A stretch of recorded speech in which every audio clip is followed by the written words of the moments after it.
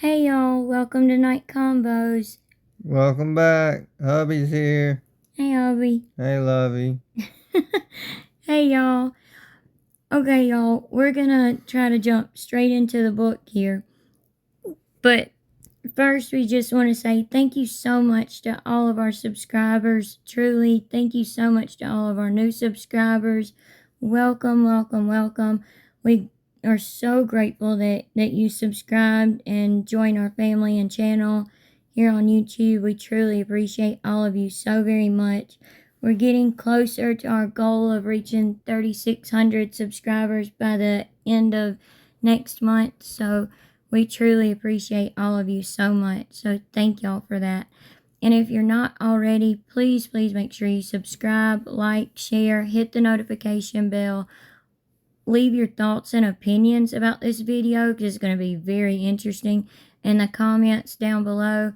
And we'll be conversating with y'all like always. And we would greatly appreciate it so much. Okay, so we're going to try not to make this real long because we all, for the most part, know what happened that night, the night of the unaliving, which is what chapter 14 is about. But y'all really should make sure to watch and listen until the end to see the crime scene photos and things we're going to show y'all throughout the video. It won't be anything gruesome though. We're just going to try to get through this chapter to give our thoughts on it because we're going to do different types of videos about that night with the other crime scene photos or with other crime scene photos because there's so many of them. And definitive info and facts. Like, seriously. We promise y'all y'all will be so surprised and shocked to see and know what all they show. The crime scene photos show. Like, y'all will be so shocked. So if you're not already, make sure you're subscribed. Or if you are subscribed, make sure you still are, because sometimes YouTube will unsubscribe people. And have your notifications turned on because those videos we're just starting to work on really are shocking, y'all. They really are. And we know some of you are tired of the book and don't want to go through the rest of it. We are starting to get into the thick of it, so to speak. The unaliving, Gypsy getting arrested, meeting Ken, and then marrying Ryan, then leaving him for Ken. We hear you though, we promise. But there are also several people who are just curious about what it says and they want to compare the book to the show and different things like that. That's why we're trying to get through the rest of it quickly. We honestly do appreciate y'all still watching and listening though, so y'all please know that.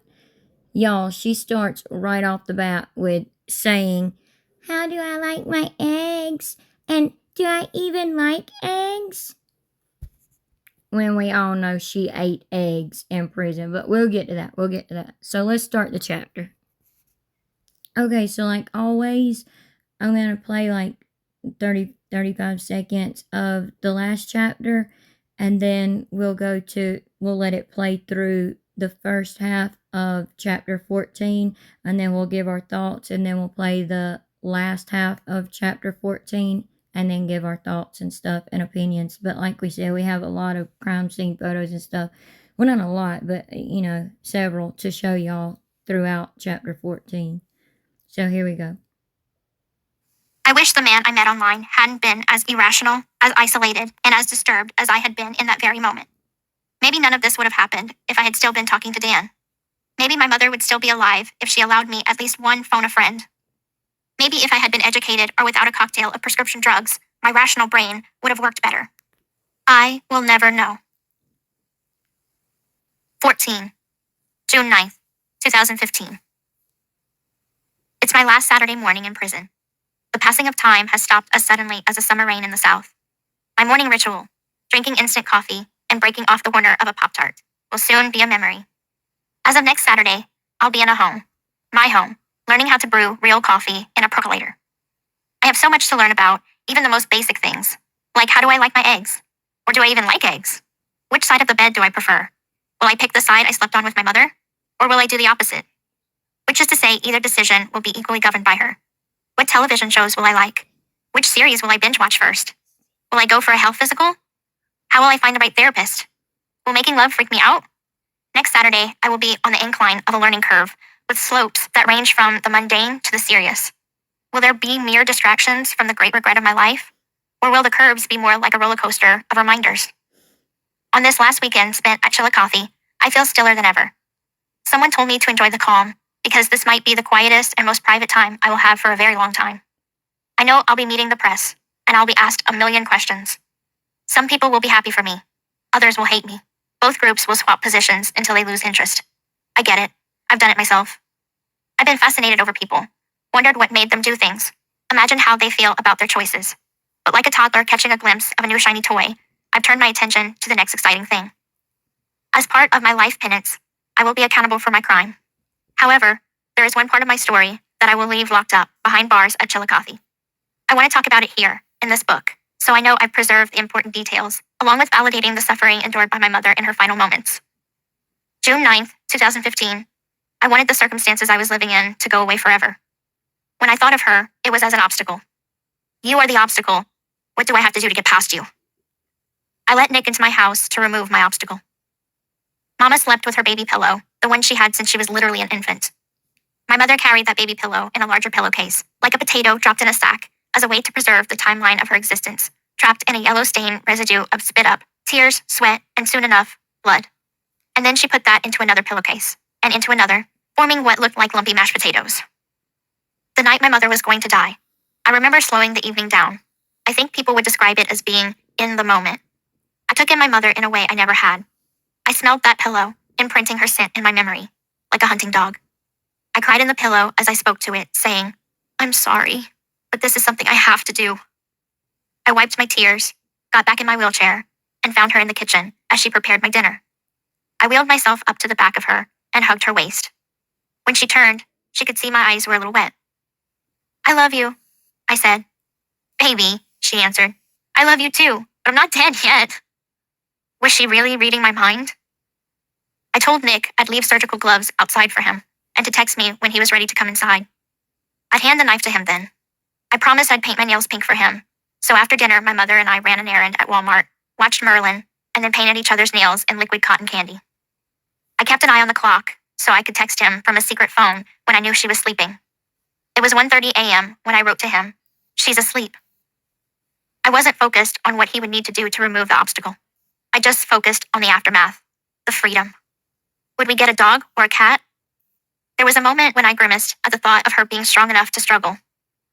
"Okay, getting in the cab now," Nick texted back. I got out of our bed, because I still slept with my mother. I got into the electric wheelchair and went to pee and took 3 more Vicodin. I waited for the next text. "I'm here." I rolled my wheelchair to the door and let Nick in.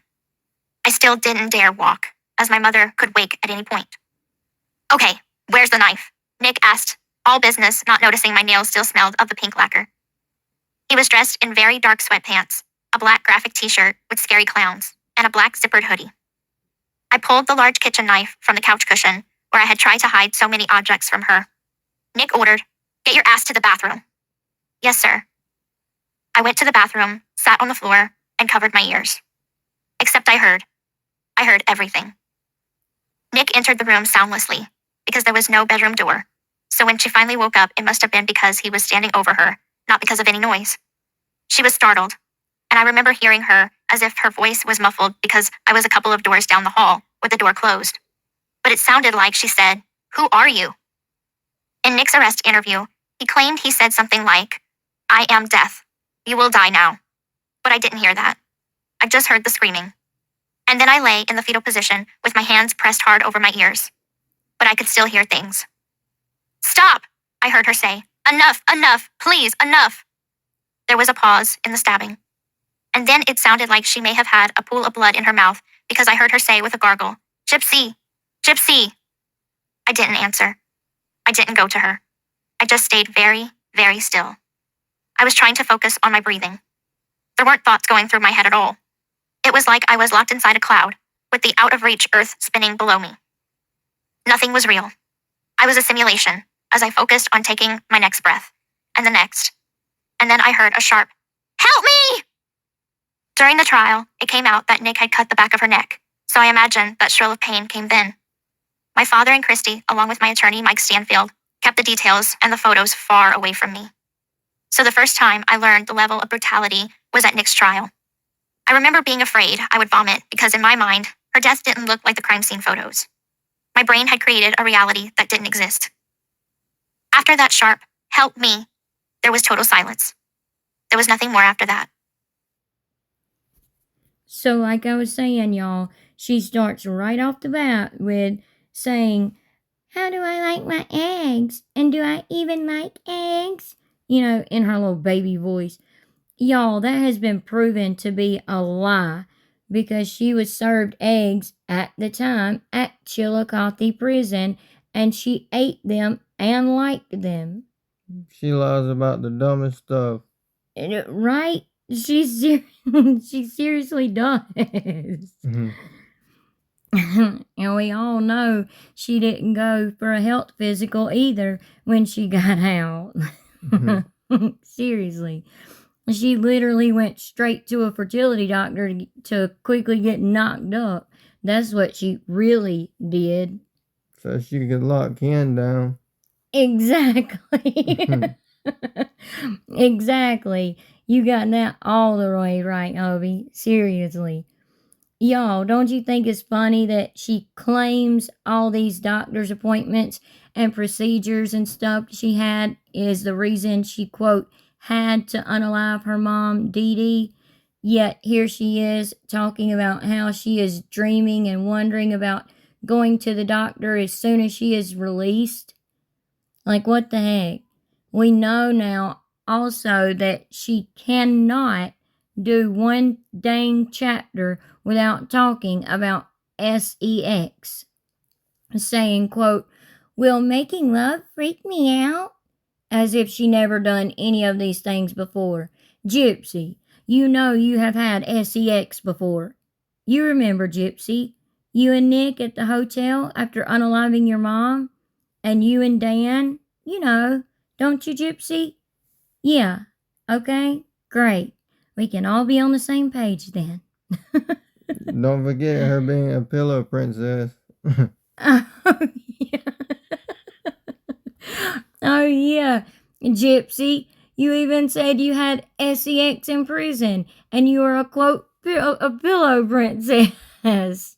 Y'all remember that? This will be the last weekend she has, quote, calmness because her and Christy were doing everything they could to make sure Gypsy was well known when she was released from prison. From all the interviews she did while in prison to the TV shows, movies, and everything else. Maybe that's how she got the name Jersey while in prison. Yeah, you're right. Like she said, she walked around like her chute don't stink and running to, quote, tattle on everyone. The eye rolls, y'all. The eye rolls. But yeah, and that's how she still acts now, like her chute don't stink. So maybe we should call her Jersey. I don't know. That would give her an even bigger head, though. Oh yeah. Also, just to make it clear, it's not that people hate you, Gypsy. It's the fact of what you did to your mom and even Nick. You not taking any accountability, claiming to be an advocate and not doing any advocacy work, using a man with autism, using a man to get out on parole, having an affair, and apparently having a baby from that affair. I mean, should I continue? Because the list goes on and on of things you have done just since getting out of prison. The suffering you endured in your mom's final moments? What in the actual heck? What about what Diddy went through? Yeah. Yeah, that's what, I don't mean to laugh right there, but yeah, that's what I was about to say. What about what your own mom went through? And also her mom saying, "Please don't hurt me." What about that, Gypsy? She refers to her own mom as an obstacle. Like, what? Y'all, don't forget she just said in the last chapter she knew she could have called the police, but just didn't. Can y'all believe her nonsensical BS? Seriously. Talking about how she wanted to remember her mom's scent, but this was something she had to do, and she gives her mom a hug while she prepared Gypsy's dinner. Literally doing nothing except taking care of her daughter. Come on. You are seriously full of crap, Dip Jip. The crazy thing is, she knows it. Again, y'all, if you haven't already, please watch parts 1 and 2 of Gypsy's Many Faces, talking about if she's really a psycho or sociopath and the effects on her child if she is. It's really important and brings up a lot of great points on all of this and stuff to really make you think about the things Gypsy does and says. It really is good food for thought. We will put the links for y'all to click on at the top of the description box for those of you who haven't seen them, because they're very interesting and very informative. But Gypsy, I thought you told Melissa Moore you never ate a real bite of food until you were in prison. And we all know you've said you couldn't get out of your situation any other way, which you admitted was a lie by saying you could have just called the police. Hello? Y'all, are we the only ones thinking this, or is it y'all too? Seriously wondering. Man, I really hope that the feds reopen this case and look into it and can get her under dual sovereignty, because Bree and Dreamer and that whole little crew of over there on Bree's panel, they all like to say, have y'all ever heard of double jeopardy? Have you heard of double jeopardy? She can't be tried again. Yeah, hello? Yes. Excuse me, she can. She most certainly can. In another state, she can be tried in Wisconsin. She can be tried in Louisiana. She can also be tried under dual sovereignty in Missouri again. So, Bree, Dreamer, all y'all, have y'all ever heard of dual sovereignty? And then they also say, why does she have to do advocacy work right now? They all say that. Went on lives and on videos and stuff. Yeah. Sit around saying, why does she have to do advocacy work right now? Like, dang, give her a year. Give her time. She can do it on her time. Well, that's true, yeah. Well, then don't go around calling yourself an advocate then. You know? Like, dang. But yeah, I hope the feds reopen this case and look into it seriously under dual sovereignty. Y'all, we have a petition posted on our community page that you can sign, and Alice Down the Rabbit Hole made it and has it on her page as well, if y'all want to and believe it should be reopened and fully investigated this time. Alice Down the Rabbit Hole is sending it straight to the DOJ, the Department of Justice, so they will hopefully reopen this case, which could also help Nick. Do y'all believe she really cried into her mom's pillow, though, knowing it was going to be stained with blood from her own daughter's hand?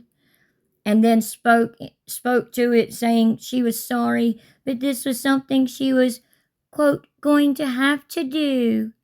I don't think so. Yeah, me either.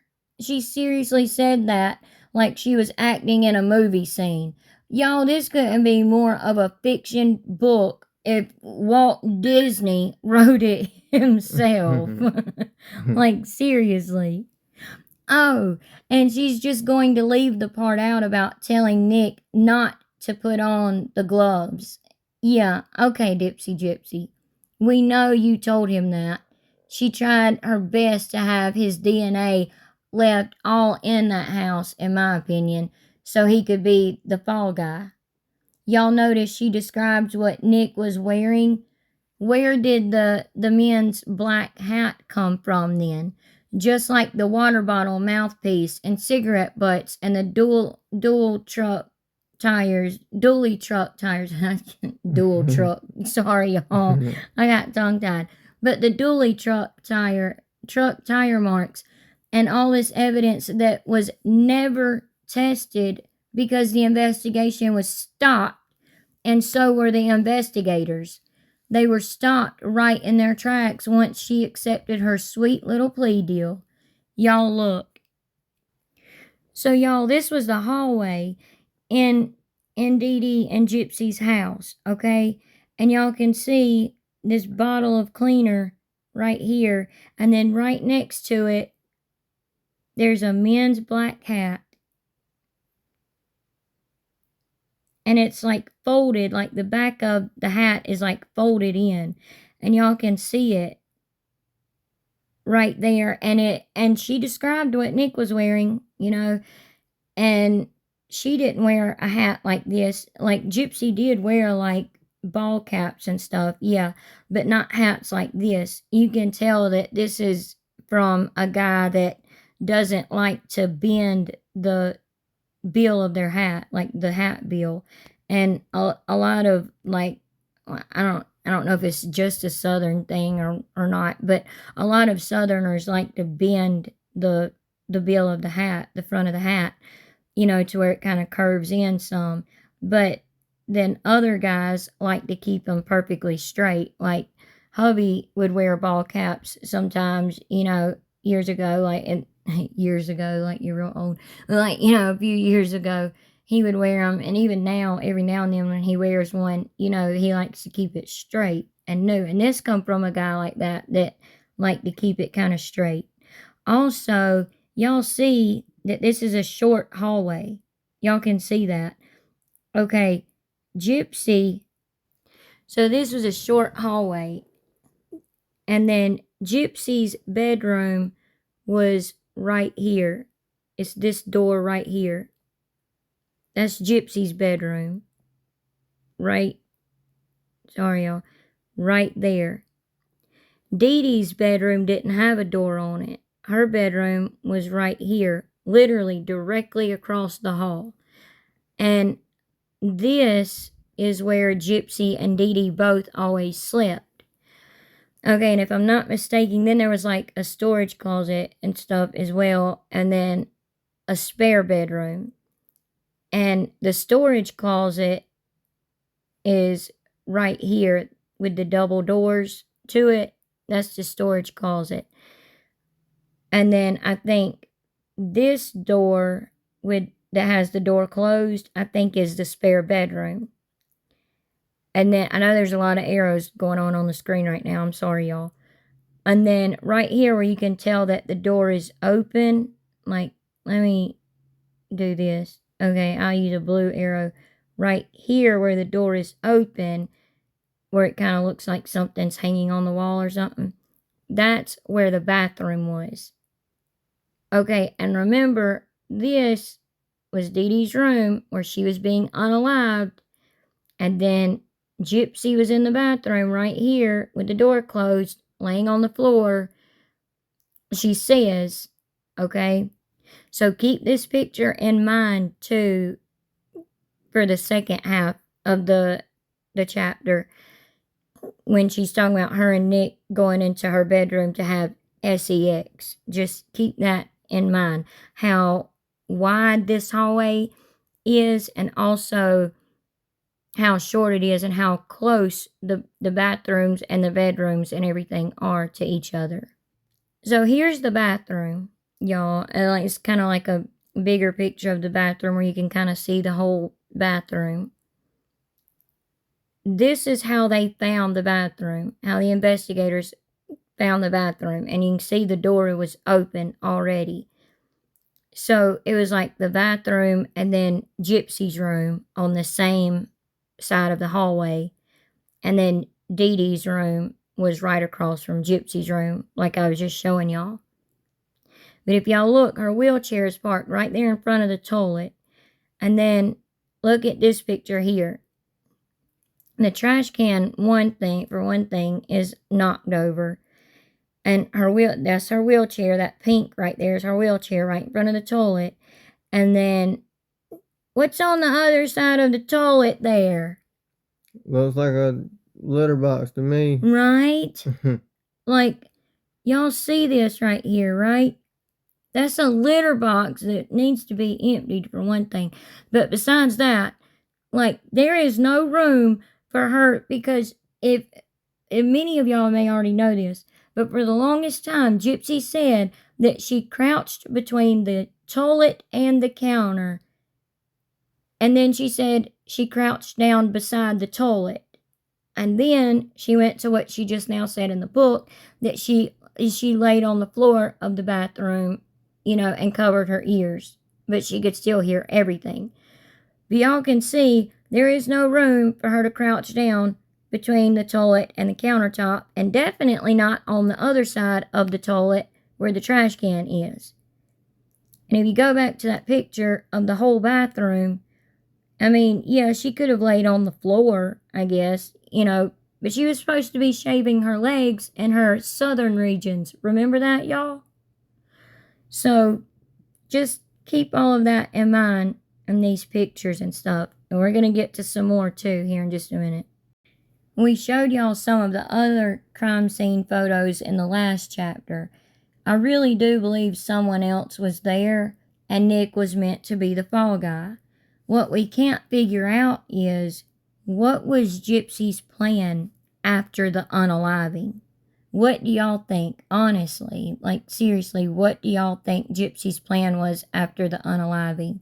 Like if Nick was meant to be the fall guy and there was someone else there, like for example, maybe Dan or the David Blanchard guy that has come out recently that's no kin to them, allegedly, that lived near them, that was the neighbor that went through, that was allowed, or he wasn't allowed to, but he wasn't stopped from going through the kitchen window and looking through the house. And he even said he didn't see Dee Dee's body, although he opened all the doors and everything.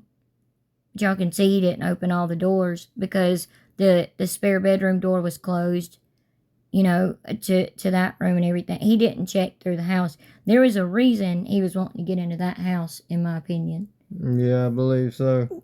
And I'm not saying he was the one that was there that night or that helped that night. I'm just saying I believe someone else was there. I truly do. Yeah. Before we listen to the second half, y'all picture this and make sure you keep it in your minds as we listen. So this is Dee Dee right here. I mean, now she's in a beautiful urn and everything where she can be respected and stuff. But this is Dee Dee. And she's literally in this body bag right here, right now. And if you look closely, you can almost see the outline of her body in this bag. This is how Gypsy left her mom. And y'all, this is like so huge. Like, I'm literally fighting back tears. And it's wild that she left her mom like this.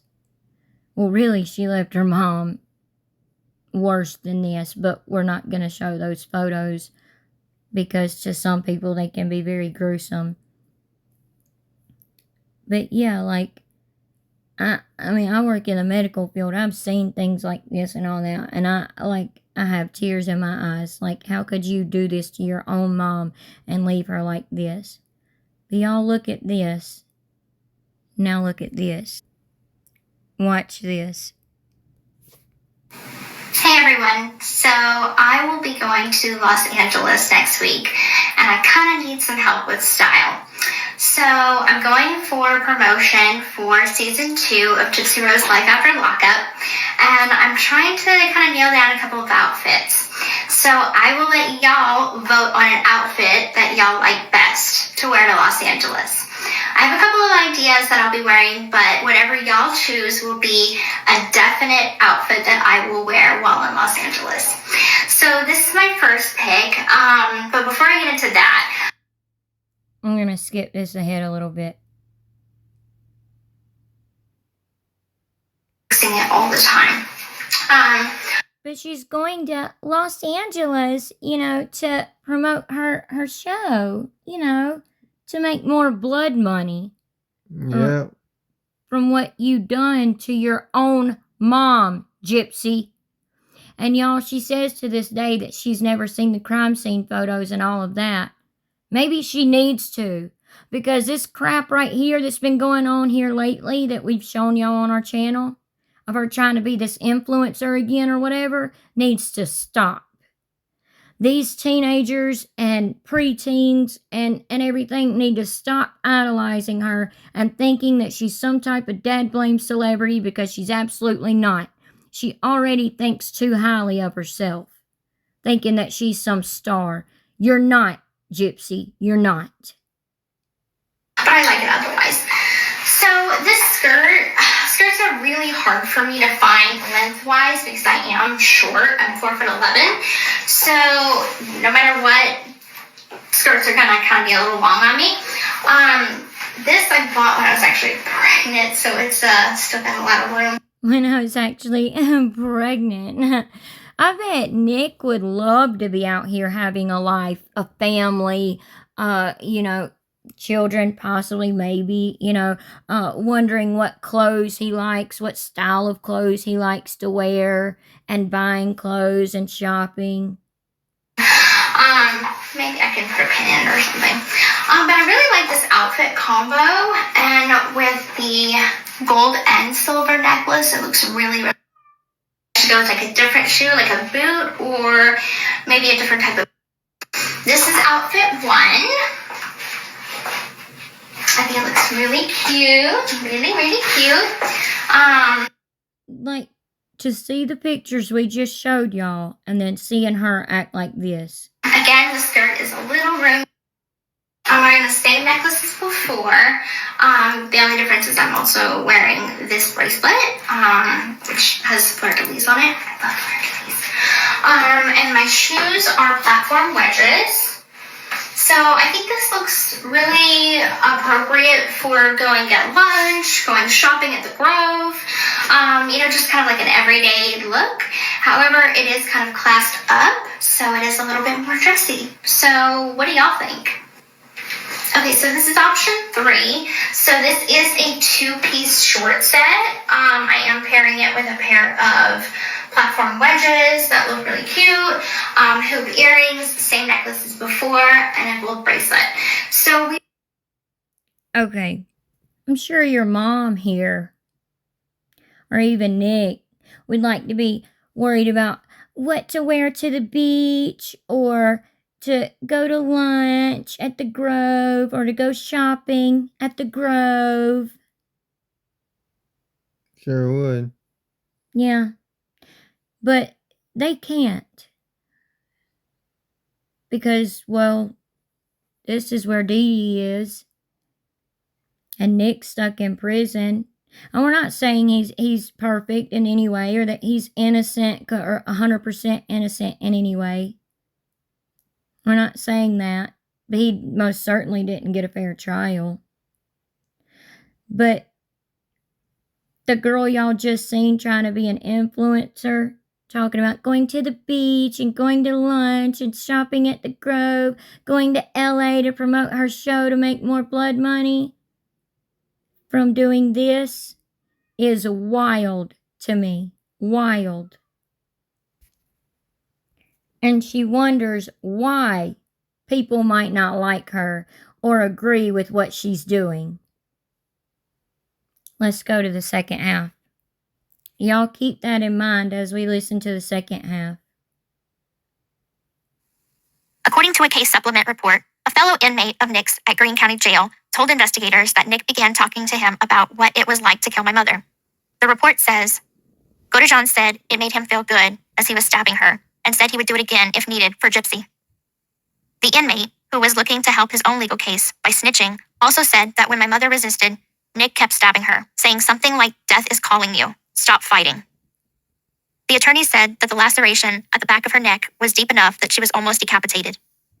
Even though I have not looked at the photos of my mother, the image of her maimed body will never leave me.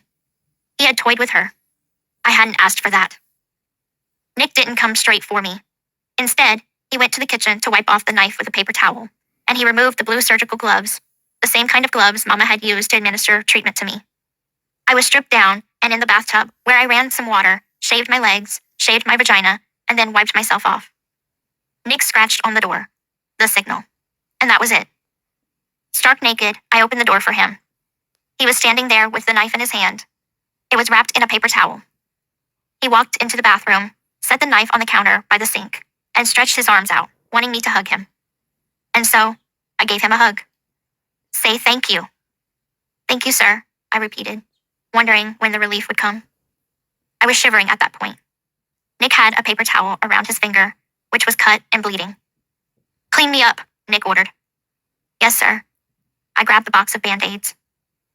I wiped the blood off his finger with an alcohol swab, the same way I tended to my mother's wounds after I shot her with a BB gun. I dabbed the droplet of blood on his tennis shoe. I wiped away the red handprint that wrapped around Nick's forearm. After I got him cleaned up, we sat there in the bathroom for a second, just holding each other. His steadiness felt good as I shivered. Go to your bedroom, Nick ordered. With my head bowed, I slowly walked to my bedroom. I never sat in a wheelchair again. I felt exposed and vulnerable in my nakedness, my baldness, and my gummy mouth. Nick had ordered me not to wear my wig or dentures. He wanted me stripped of everything. I resembled an alien from one of his many extraterrestrial nations that he colluded with in his various fantasy worlds and realms. As I passed my mother's bedroom, I didn't look in directly, but peripherally, I saw mounds of blankets on the bed and bags of clothes. She was buried in her own chaos. Get all of those stuffed animals off the bed, Nick said, as he followed me into my pink princess room. Yes, sir. Get on the bed. I lay supine on the bed as he took off his pants and straddled me, his legs pinning down mine. Then he put his arms around my neck and began to choke me. I just remember feeling pain from him holding me down. And at that point, I feel like there may have been penetration, but I don't remember that. I just remember crying.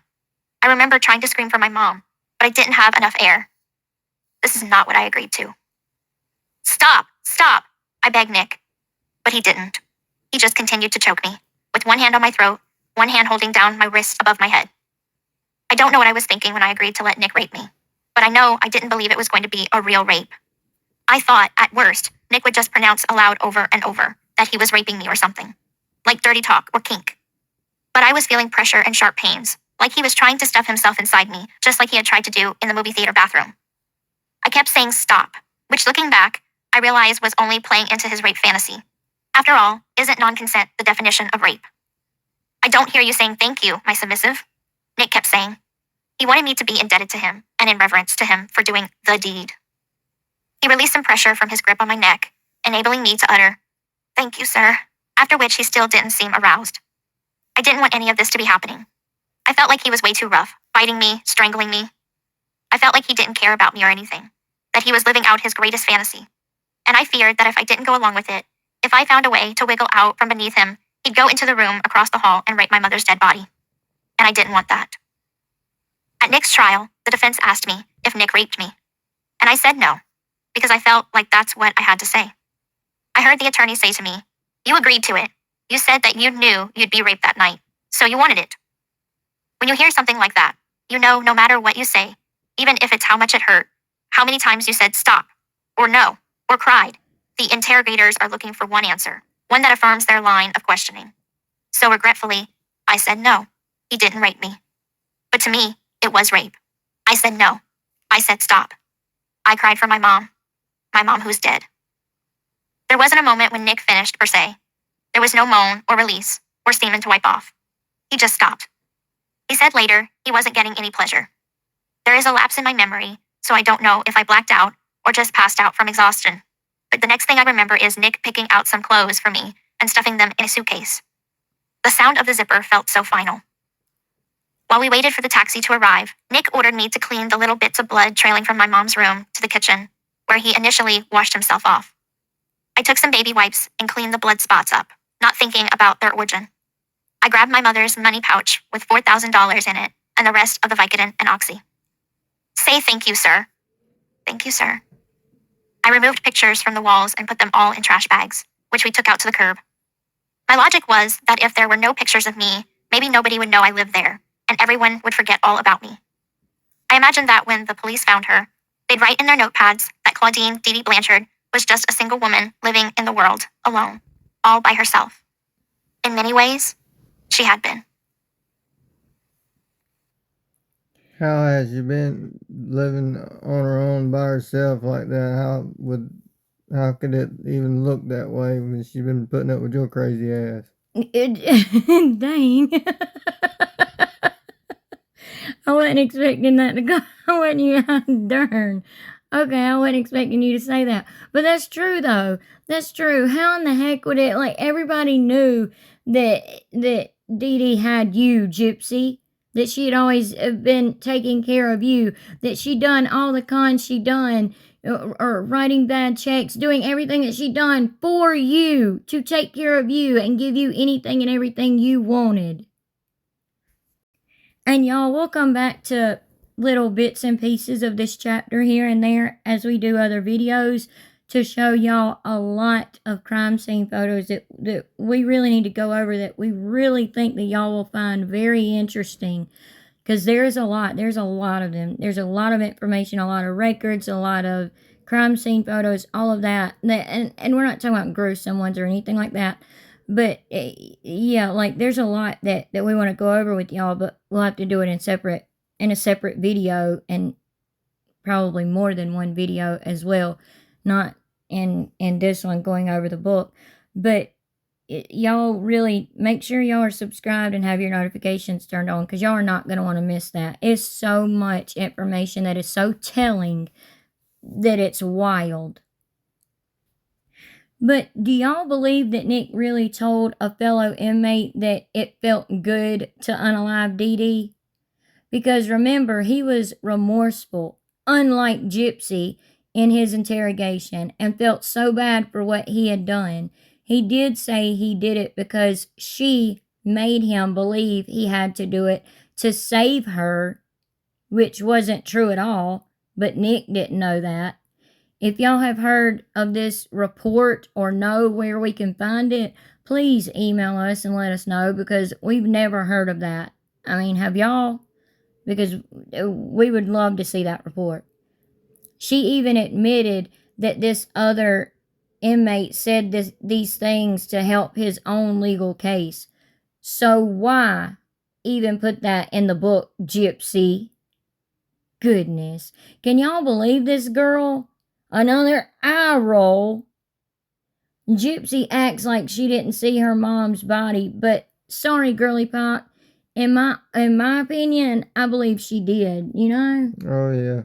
Like, what do y'all think? Because remember, her and Nick had sex in Gypsy's bedroom after the unaliving, and she had to walk past her mom's room. Well, not really past it, but like directly across from it, that had no door on it, to get to her bedroom. She slipped up so many times. Oh, you mean like the telling on herself? Oh, yeah. Yeah, she has. She slipped up several times and said, and she contradicts herself all the time too, and said she's seen her mom's body and the photos, and then tries to take it all back now. Like for a while now, she said that she hadn't seen her mom's body or the photos or anything. We all know she is a pathological liar at this point too, and just plain ridiculous with what comes out of her mouth at times, like word vomit. I mean, literally, with everything that comes out of this girl's mouth, it's like word vomit. Like, do you not remember what you've even put in your own book from one chapter to the next? It's like you don't. Word vomit. And this is the first time I'm hearing about the red handprint on that wrapped around Nick's forearm. Have y'all heard that before? Because he never mentioned it in his interrogation. Neither did she when she was describing how she allegedly made her, when she was describing how he allegedly made her clean him up. There was a mention that Dee Dee tried to reach around one time, which is probably why she had a cut on her hand, which again, we will be showing this stuff in other videos. Not any gruesome pics, but so much evidence in and outside that house. I bet she did resemble an alien. She acts like one. Yeah, like she said, coming out of the bathroom without a wig and with like what she said, her gummy mouth and stuff. I bet she really did look like an alien. And she does act like an alien and like she's spaced out at times. Or has a lot of space between her ears. No. I can't believe you said that either. That's hilarious because it's so true. For real, don't y'all think? I mean, the way she cannot remember what she says from one sentence to the next is like she really has no space between her ears. I mean, dang. Dang. I mean, like she has too much space between her ears. Just space between her ears. Like hubby said. It seems so true. In our opinions, for educational and entertainment purposes only. And no, Bree, saying that means you're lying doesn't mean content creators are lying, like you've been trying to say and tell people here lately, Bree. She's so ridiculous, y'all. She's been telling people that if content creators say for entertainment and educational purposes only, that means they're lying, because on her page, she doesn't have to put that, because she can pull any record she wants, or she can call Gypsy or Chrissy at any time and pull any record she wants, yet she never does and never shows any type of receipts, which is ridiculous. But no, it doesn't mean that we're lying or that any other content creator is lying. It's just that it falls under Fair Use Act and all that. It falls under that whole law and everything. That's why you'll hear creators say that sometimes, or hear us say it sometimes. Anyway, her mom's body was absolutely not buried in mounds of blankets and clothes and bags of clothes like she said either. Y'all look at this. Okay, before I pull up the actual picture, I'm just going to say a little bit of a trigger warning here. Dee Dee is still in the bed in the picture we're about to show, but you can't see her body or any red stuff or anything like that. It's not like a gruesome type of pic or anything like that. So don't think that. It's just that she's still in her bed, covered up as if she's sleeping. That's all. So it's not gruesome or anything like that, but we still wanted to give a little bit of a trigger warning. Okay, so y'all can see this is Dee Dee's bed here.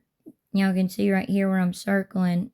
That's like the hinges of the door. So y'all can tell that there was no door hinge. There was no door on the hinges. So Dee Dee really did not have any door on her bedroom. Like right there, that little gold thing. That's what I'm trying to show y'all. So y'all can see that. And then Dee Dee's still laying in her bed here. This is where the investigators are walking through the house. They get to Dee Dee's room, look in, and this is what you see.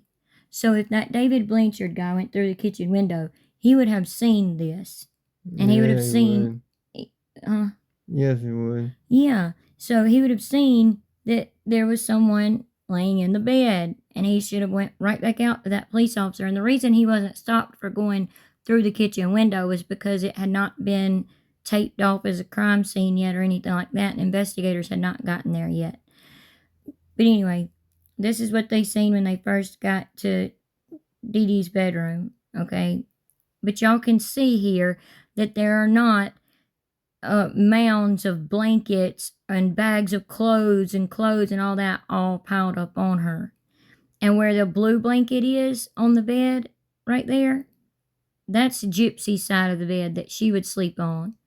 So the white pillow and this whole side of the bed right here is where Gypsy would sleep. The other side over there is Dee Dee. Y'all look at this one. So this is Dee Dee still in her bed, and we do not mean to show this as any disrespect to Dee Dee or her family members or anything like that.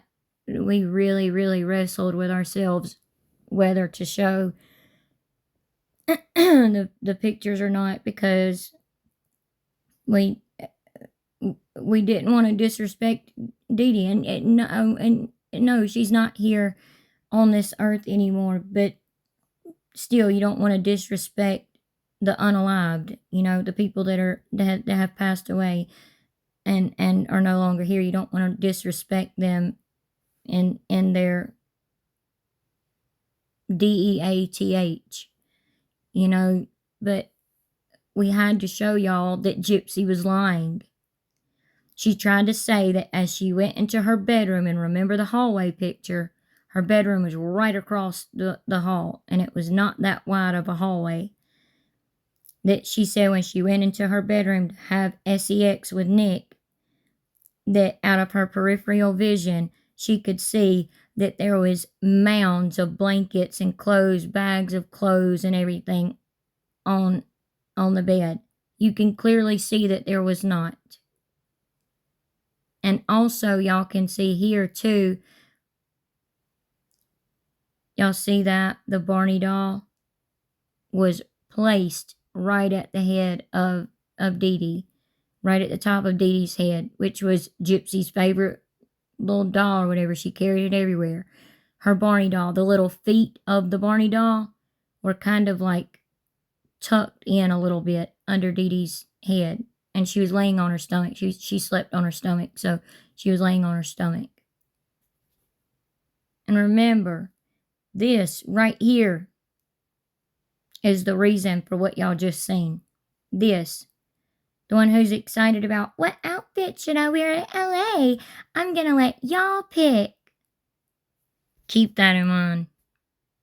But y'all could see the normal blanket she was covered up with was pulled up over her to just past her waist. And then you just see her nightgown.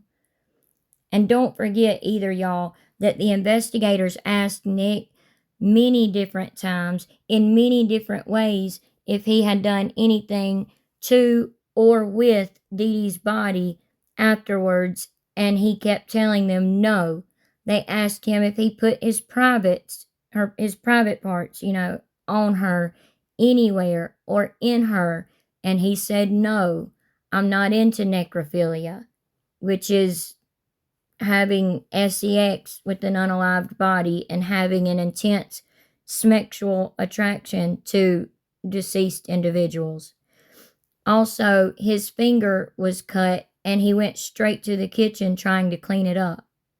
Gypsy was the one allegedly left alone, shaving, allegedly, and all of that, which she said her mom made her always stay shaved. So again, I really think she was more involved. And there was a V written in blood on one side of Dee Dee's bottom, along with other finger lines in blood. Y'all, I'm not trying to be funny. Seriously, that's where it really was. This isn't a gruesome picture, so y'all look at this. Y'all see the V written in the red stuff, And it's written on one side of her bottom. And then look at this. These marks were also made, and you can kind of see that they're made from the blood too, And these marks were, because we thought they were scratches at first, but they're not. And they're right above where the V was written. And it just makes me wonder about who did it. Like, do y'all think Gypsy did that or Nick? She says after she laid down on the bed and he straddled her, that he put his, quote, arms around her neck and began to strangle her.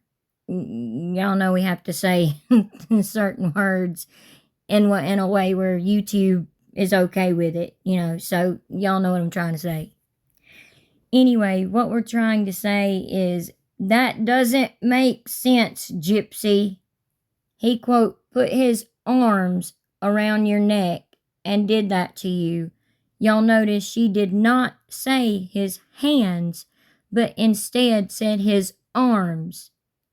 How are you going to strangle someone with your arms? Seriously, come on now. Especially in that position. I mean, yeah, it could be done if you're like standing up and someone comes up behind you and puts their arms around your neck or something, but not in the position that she was describing, her laying flat on her back and him straddling her and them having SDX or whatever. How's he going to put his arms around her neck? His arms with an S around her neck and do that to her. Then she says she doesn't remember much after that. She says she thinks there might have been penetration. Again, y'all, eye roll.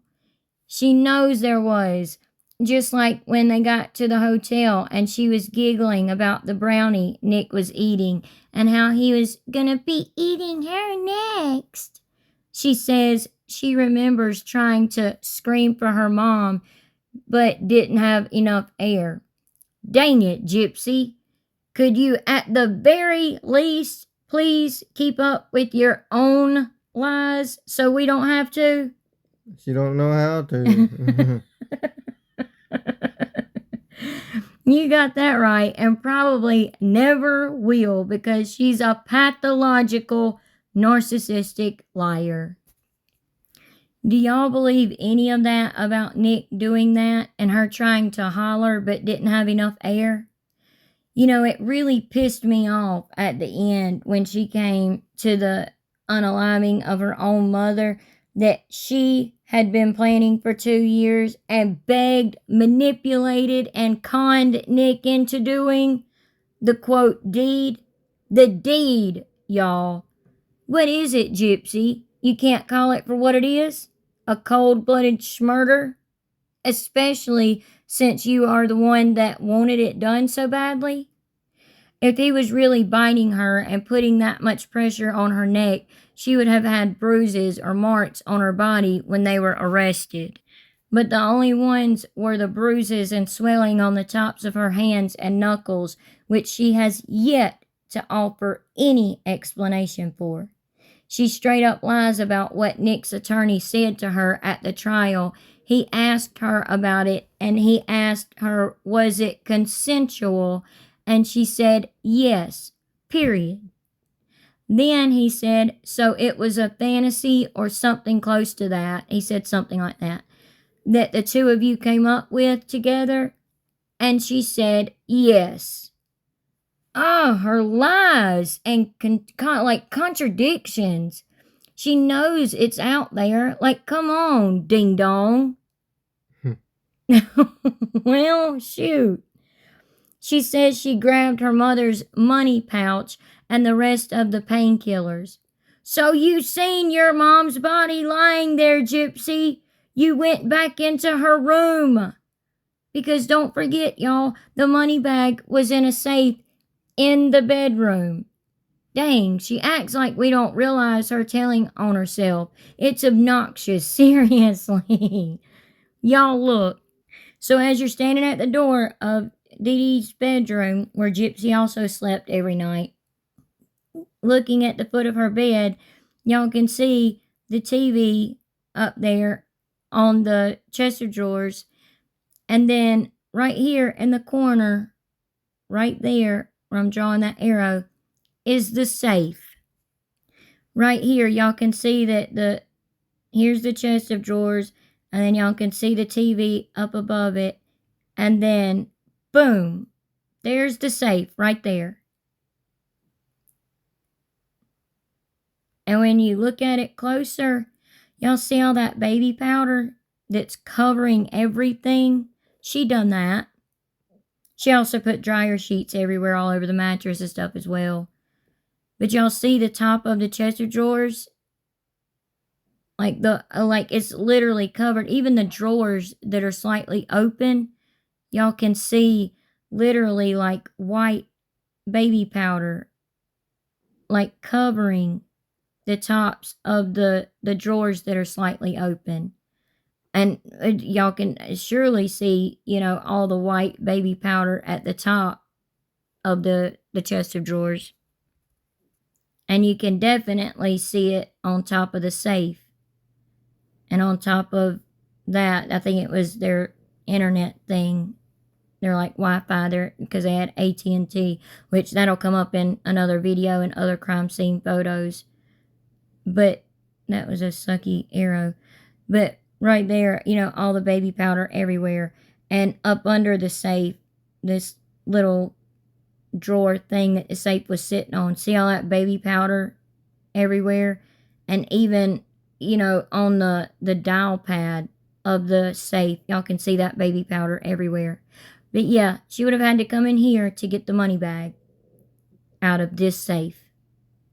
And again, just don't forget, this person right here that's bragging about going to LA to promote her show about unaliving her mother did this right here. Y'all don't forget to tell us what y'all think about all this, but also tell us, what do y'all think Gypsy's end game was? What do y'all think she had planned for after the unaliving? Also, if any of y'all have heard of there really being a report out there of Nick saying he enjoyed this to a fellow inmate, please email us and let us know where we can find it. We would truly appreciate it, and we would love to see it. We're truly sorry that this video is a longer one. We apologize for that, but we really needed y'all to we needed to really drill home the idea of what she's doing now and what she did. And yeah, people can say, oh, that was 10 years ago. This June, it'll be 10 years ago, blah, blah, blah. Yeah, that's true. That's true. But the problem is that she shows no remorse and has yet to show any remorse. Whereas Nick has and did from jump. He showed remorse. He showed remorse in his interrogation video. Y'all can see that. If y'all go and y'all can pull it up and watch it. But we still hope, we're sorry that it was long, but we still hope y'all enjoyed it and found this chapter, I guess, interesting, so to speak, or at least our commentary on this chapter interesting, and found it insightful and informative. And we hope y'all enjoyed the video. But let us know y'all's thoughts and opinions in the comment section down below. We'll be conversating with y'all like always. If you're not already, please make sure you subscribe, like, share, hit the notification bell, all of the things, and we would greatly appreciate it so very much. And we truly appreciate every single one of y'all being a part of our family and channel here. We truly do. So thank y'all for that. And we hope y'all have a good night, and God bless. Have a good night, and God bless. Bye. Bye.